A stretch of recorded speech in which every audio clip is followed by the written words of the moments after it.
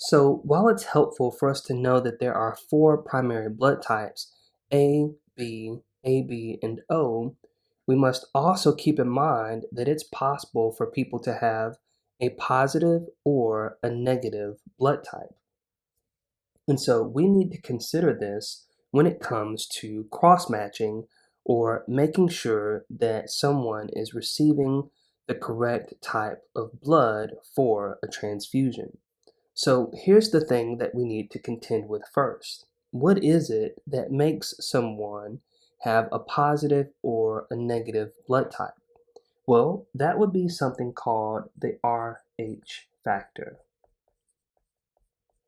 And you may oftentimes hear this referred to as the rhesus factor, but for our purposes, we'll just refer to it as the Rh factor. So if that Rh factor is present on the surface of a red blood cell, we would say that that individual has a positive blood type. And if that Rh factor is absent on the surface of a red blood cell, we would say that that individual has a negative blood type. Now, let's look at each of these rules one by one, and then we'll utilize a chart here to help us ensure that we completely understand who can receive and who can donate blood to specific blood types. So let's look at our first rule. Our first rule here says that every blood type is able to give blood to its own blood type. So let's go to this chart for just a quick moment. First, what I'd like you to notice here is that our top row here has all of our blood types, and the blood types that we've just looked at are going to represent the blood types for our donors. On the left-hand column here, these are going to be the blood types that represent the blood types for our recipients. So, based on our first rule, we have said that every blood type can accept its own blood type. So, let's focus on the recipients row for this first rule. What we're saying is that a O negative recipient can receive or accept blood from an O negative donor. So let's put a check in this box to showcase that that's a possibility. Here's the next thing that we need to consider. An O positive recipient can receive blood from an O positive donor. So again, let's put a check in that box to showcase that is a possibility. So here's the next thing. An A negative recipient can receive blood from an A negative donor. So we'll put a check in this box.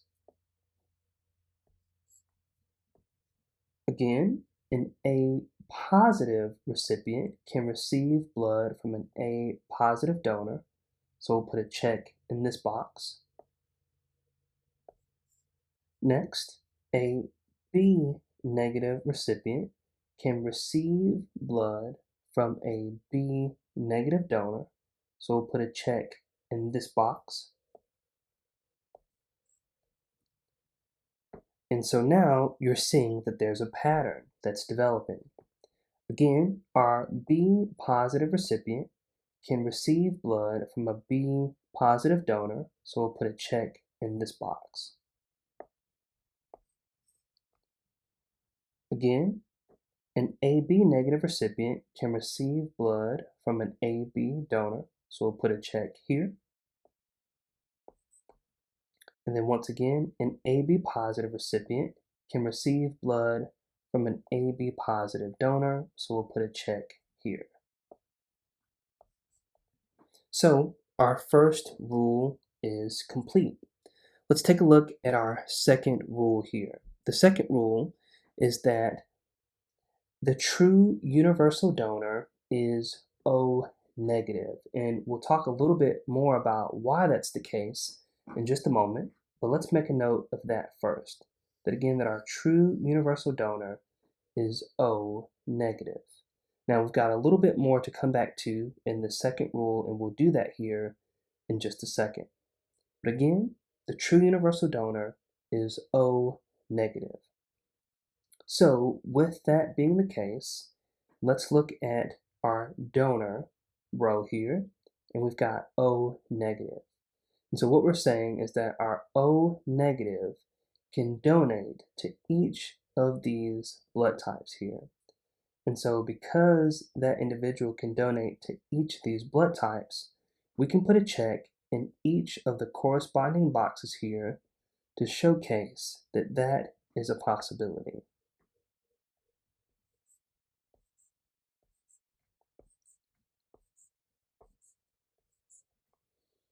So let's take a look at the second part of our second rule. The second part said that but our O positive blood type can donate to all positive blood types. So if we go back to our chart, we can see how that will take shape here. So let's do that. Our O positive individual can give to any blood type that is positive. So here's our O positive donor. That individual can give to O positive, which we already have checked. They can give to A positive, B positive, and AB positive. So we can now check each of those boxes. So now our second rule is complete. So let's go to our third rule here.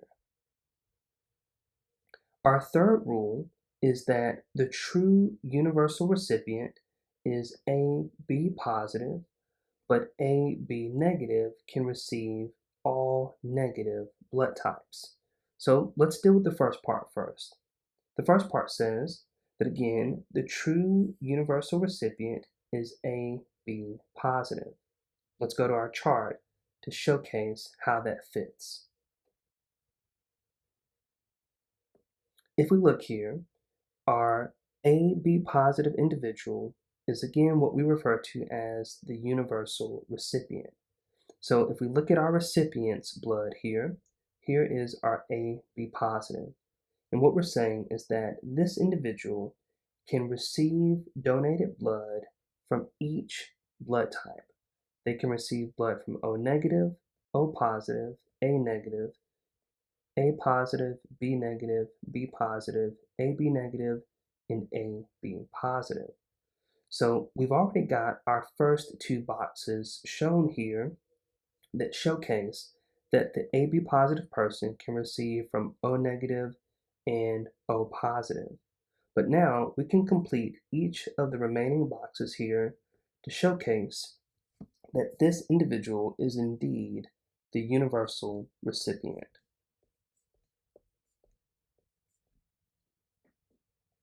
Now let's go back to our rule to look at the second part of Rule 3.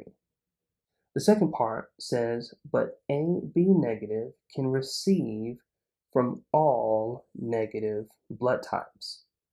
So again, let's go back to our chart. So it can receive from our O negative donor, our A negative donor, our B negative donor, and our AB negative. First, we've got O negative already checked for us, so we don't have to worry about that. And so now we can continue the process.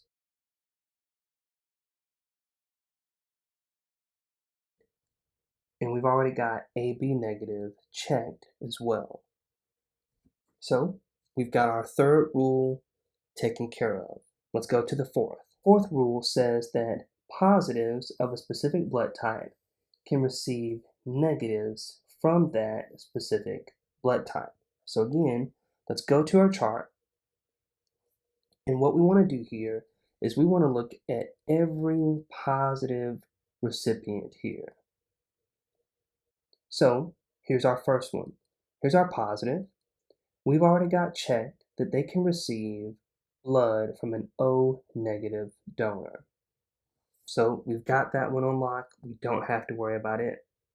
So our next one is A positive. Again, we want to showcase here that an A positive recipient can receive from an A negative donor. And we'll put a check in the box here. Again, going to our B positive recipient, this individual can receive blood from a B negative donor. So if we find our B negative donor and our B positive recipient, we can match these two together and we'll put a check in this box here. Now, the next one that we have is our AB positive recipient. And again, we're saying that they can receive a negative of that specific blood type. And if we go down here to our AB negative donor, we'll see that that box is already checked. So that's it for our fourth rule. Our fifth rule says that negatives of a specific blood type cannot receive positives from that specific blood type. So for this next one, we're going to start to put X's on our chart to showcase that these things cannot or should not happen. So what we're saying here is that our O negative recipient cannot receive O positive blood. Next, we're saying that our A negative recipient cannot receive blood from an A positive individual. From there, we're saying that our B negative recipient cannot receive blood from a B positive donor. So we'll put an X here.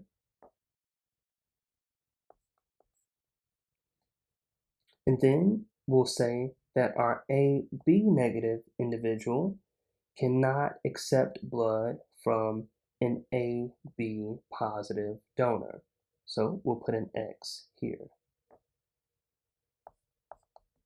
Now let's take a look at our sixth rule. Our sixth rule essentially kind of tells us that we can wrap up the chart. It says that essentially everything else in the chart is complete. So every box that remains, we are now allowed to put an X in that box if it is empty.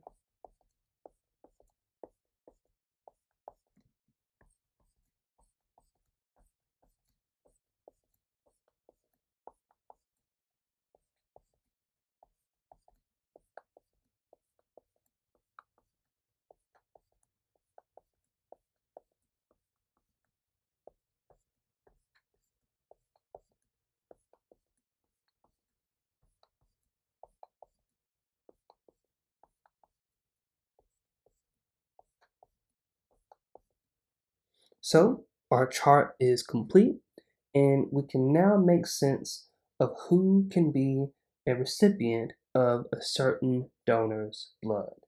I hope this has been helpful. We'll see you in the next video.